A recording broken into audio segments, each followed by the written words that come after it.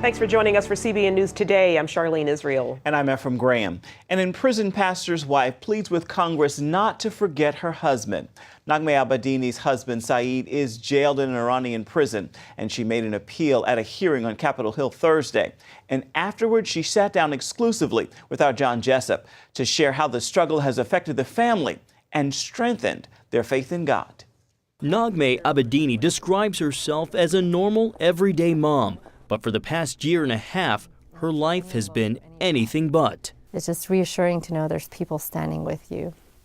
And really, this hearing today was one of those moments where I knew I was not alone. There was people in our government standing with me. Last summer, during a trip to launch an orphanage for young, unwanted girls in Iran, her husband, Pastor Saeed Abedini, was arrested and charged with threatening Iran's national security.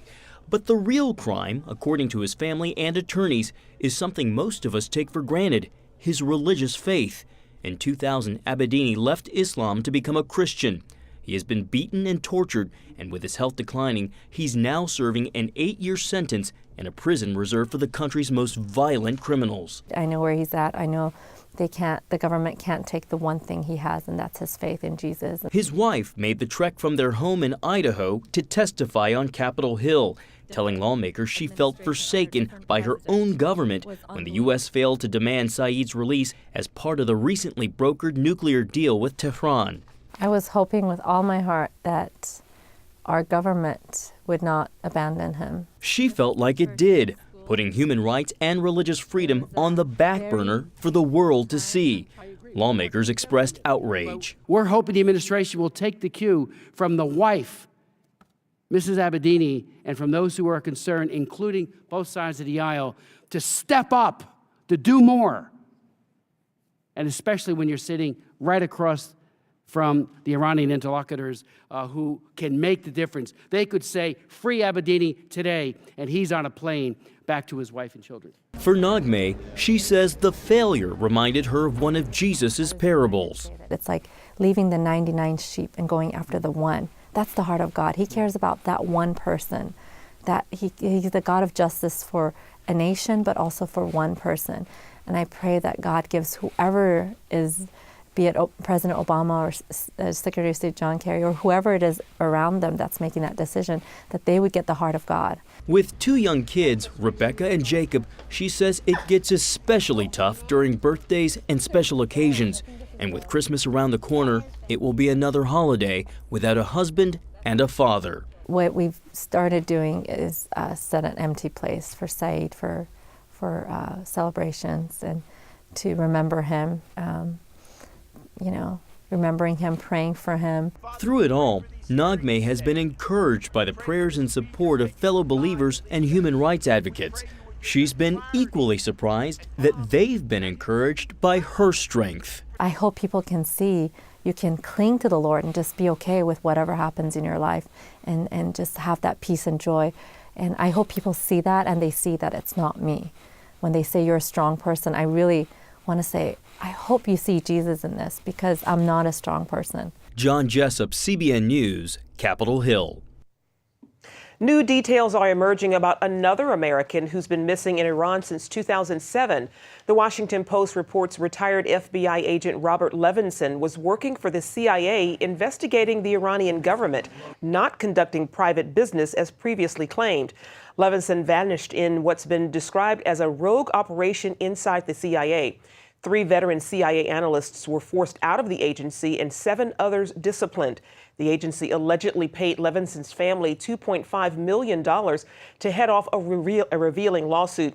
It's also rewritten its rules restricting how analysts can work with outsiders.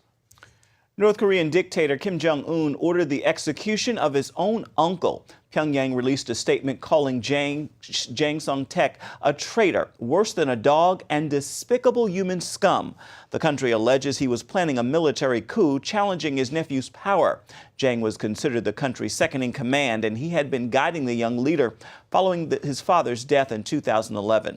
Just days ago, North Korea also accused Jang of corruption, womanizing, gambling, and taking drugs. In Ukraine, a popular uprising is shaking the pro-Russian president and his government. Last month, President Viktor Yanukovych was slated to sign an agreement creating closer ties with the European Union. But after a meeting with Russian President Vladimir Putin, the Ukrainian leader backed away, saying he would join a Russian-backed economic alliance instead. That sparked massive protests in Kiev as hundreds of thousands filled the city center. They want to break free of the historic tie to Russia and its domination of Ukraine. They see stronger connections with the West as the way forward to economic, political, and religious freedom. Evangelical churches are taking part, and they've set up a 24-hour prayer tent in Freedom Square. CBN News spoke with two pastors there. We just would like ask all churches around the world, please pray with us. Please stay with us in the gap for Ukraine. We need your help. We need God's protection. We need love, because we're just one step from blood. It is very important that people came here not just for political reason. We understand it's more for spiritual reason. Either it will go closer to the countries, Western countries that experienced Reformation and that know the impact of the gospel on their political and social life, or it will go back to the time of communism and even Russian Tsarism, where there was lawlessness, where there was either atheism or the situation where people only by their lips would speak about God, but would not very often have it in their hearts. Security forces have tried to break up the protests but failed. U.S. advisors in the country said Yanukovych intends to sign the agreement with the European Union. It is being hailed as a rare act of bipartisanship. House Republicans and Democrats voted overwhelmingly in favor of a budget deal. The agreement avoids a government shutdown and eases some of the automatic spending cuts. But some conservatives say it does not go far enough to cut the out-of-control spending in Congress. Our Caitlin Burke reports. After an overwhelming vote of 332 to 94 in the House, a bipartisan budget deal is on its way to the Senate. The measure puts more than $22 billion towards deficit reduction in the future and includes no new taxes. It also eases some of the harshest effects of another round of automatic spending cuts, set to hit the Pentagon and other domestic agencies next month. Some conservatives are critical of the bill. CBN spoke with Phil Kerpen, president of American Commitment. He calls the deal disappointing. That big fight we had in the summer of 2011 with sequestration was kind of the one accomplishment conservatives could point to in this administration, and those caps are going to be loosened now. Spending is going to be higher than the levels that were in the current law, so that's a tough pill to swallow. Conservative defenders of the bill point out that it protects most of the sequester cuts and ends the extension of unemployment benefits. It would be mindless to actually reject a deal like this, which in fact on the merits isn't a bad one.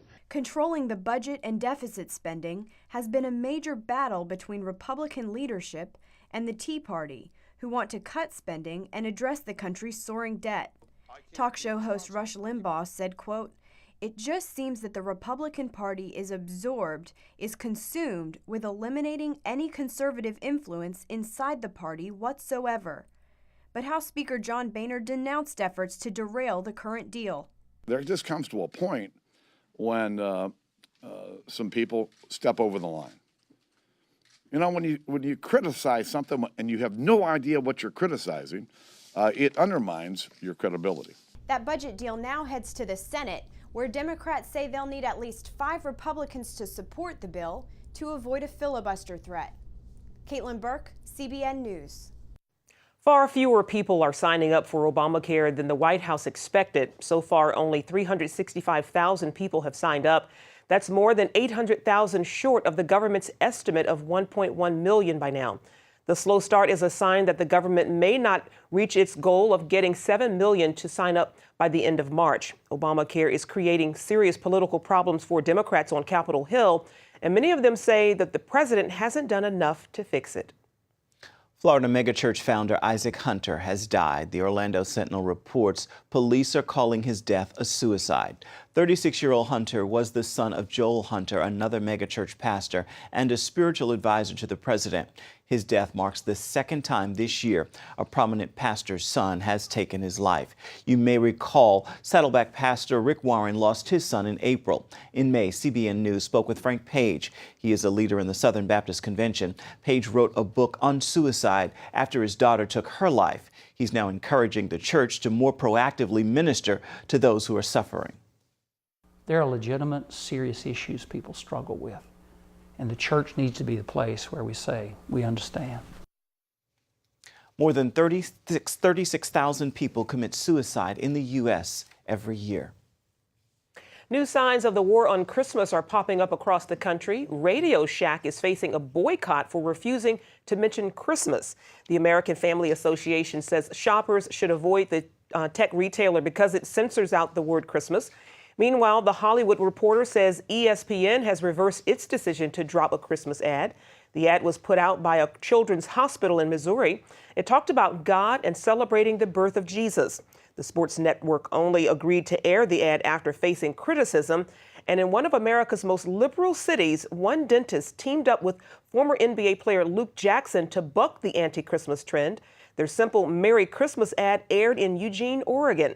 The owner of a dental chain named Crescental said he was tired of businesses feeling they can't celebrate Christmas.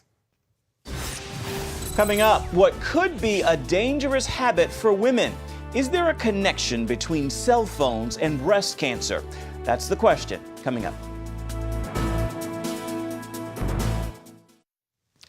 The Senate in Belgium has overwhelmingly passed a bill to allow for euthanasia of children. The measure now goes to that country's House of Representatives, where it is expected to pass. Belgium already allows for euthanasia of adults. The new bill removes all age limits. It would allow children to choose to die if they are in great pain and suffer from a terminal condition. The children would need parental consent and have to submit to a written request to die. Critics say Belgium's current euthanasia law has been abused and some adults have been killed, even though they were only depressed.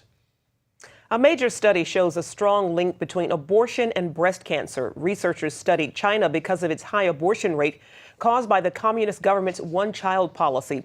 The meta-study compiled the results from 36 separate studies conducted across 14 Chinese provinces. National Review Online reports women with at least one induced abortion had a 44% increased risk of developing breast cancer.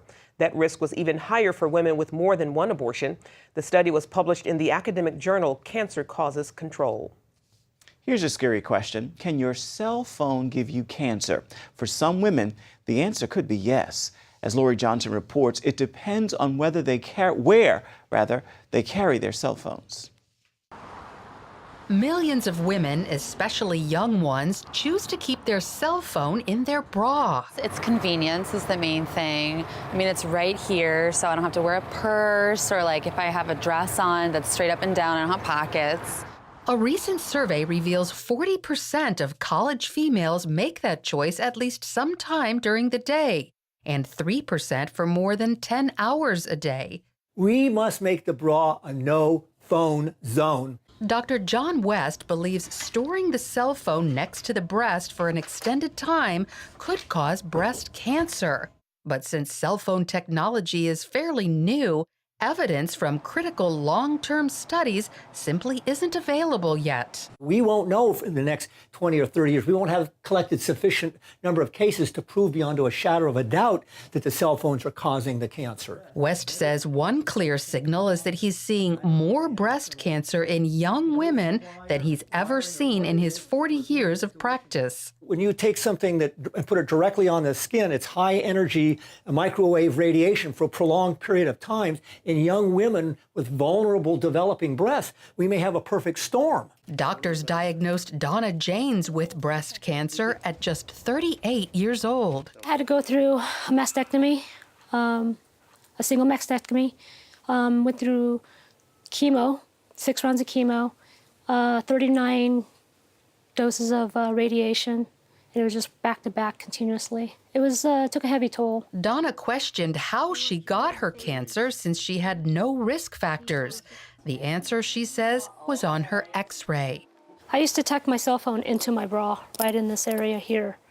And when I was diagnosed, had imaging done, and the doctors told me that the tumors were in the area of 11 o'clock to 1 o'clock. And they were shaped like the cell phone.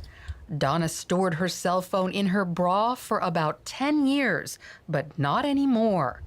Rachel DePalma shares an almost identical story. I used to wear it over the left side, and I would just tuck it in my bra whenever I would go for hikes and walks with my girlfriends. That went on for about 5 years. I just happened to be putting on a shirt, and I noticed the lump, and I thought, well, that's a little odd. That I don't remember that being there. Stunned by her X-ray, Rachel came to what she calls an obvious conclusion. The area where the cancer was found, the box that the radiologist drew just happened to be the same size as my BlackBerry phone.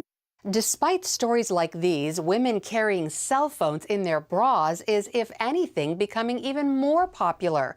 In fact, many bras like this one are now on the market with pockets for cell phones. Radiologist June Chen grew suspicious as she diagnosed more and more of her young patients with cancer. It's very unusual for young women in their 20s and 30s to have breast cancer, period, yet alone such extensive breast cancers. And these women are vehemently telling us that they wore their cell phones over the area, directly over the area where they subsequently developed this extensive breast cancer. And they're telling us that they wore these cell phones there on a routine and regular basis. She advises all women to keep their cell phones away from their bodies until studies conclude whether close proximity causes cancer. I do think that there may be an association, and therefore, since we're not sure, let's be cautious. Most cell phone companies acknowledge some risk. For example, Apple advises keeping the iPhone more than ½ an inch from the body. But such safety guidelines are often overlooked. The cell phone companies, they all now say, keep the cell phone away from the skin, but none of them deal with the issue. It's in the back of the manual, page 99, in small print. We need to get this to the surface. So according to some breast cancer survivors and the doctors who treat them, women should declare the bra a no-phone zone before it's too late. Lori Johnson, CBN News. Still to come, The Hobbit sequel is poised for a blockbuster weekend at the box office. We'll have our family-friendly movie reviews coming up after this.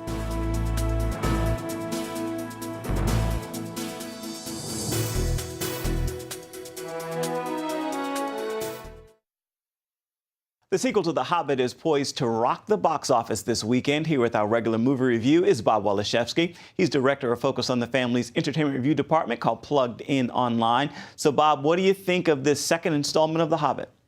Well, you are right, Ephraim, in saying it's going to rock the box office. No doubt it'll be the #1 film. May be the #1 film for all of Christmas now that Hunger Games has passed. Peter Jackson has taken the novel, one book, and made it into 3 films. This is the middle film. The last film, we gave a 3 out of 5 for family friendliness. I'm sad to say we actually had to knock this one down another point. A 2.5, which for a lot of families is like, okay, that's the breaking point. We're not going. And the reason being is the dwarves and Gandalf are still continuing their trek to get Smaug. I wanted to say Smog, but they call him Smaug in the film, and recover the Arkenstone among the treasures and put Thorin back as king. But in the process, the violence in this film is much more, if you will, up close and personal. Not just war scenes seen from afar like we did with Lord of the Rings or even in the first one, but a lot more, can I say, decapitations, exactly what's happening. Arrows that are seen going through folks very close. Just pretty much, not blood and guts, but just everything but the blood and guts. And so as such, we really felt we needed to warn families a little bit more this time that The Hobbit has definitely an edge to it. Ah, indeed. Well, we have not talked to you in a while. What else is playing in theaters that you like? Well, you know, the #1 film in the nation right now is the animated Disney film Frozen. Has potential. The Book Thief, set in World War II, is a family smuggles in a Jewish man in their home, kind of like the Hiding Place type film. I like that one. Christmas Candle is still out in over 300 theaters across the United States of America. A great faith-based film, especially with the Christmas season, that families might want to see. And another very Christmas-oriented film called Black Nativity is also out. It's a musical, and it not only honors Christ with the music, but the dialogue as well. So there are 4 films that have much more family-friendly potential than, say, Hobbit 2. All right, lots to choose from. Bob, thank you. You bet.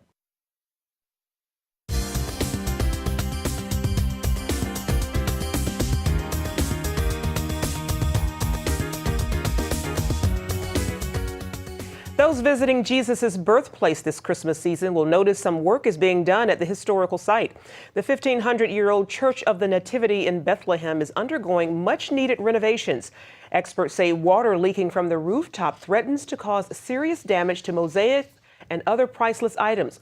The renovations will not disrupt any tours or visits. Companies carrying out the work are required to make sure visitors can pass inside the church freely and safely. Last year, the church attracted more than 2 million visitors.